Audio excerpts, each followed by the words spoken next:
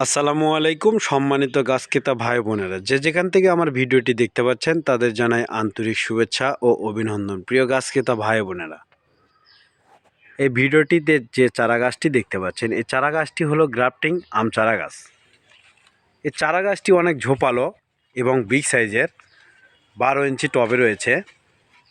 দেখতে পাচ্ছেন যে চারা গাছটির মাথা কত ঝোপালো। এই চারা গাছটিতে 20টি গ্রাফটিং করা রয়েছে।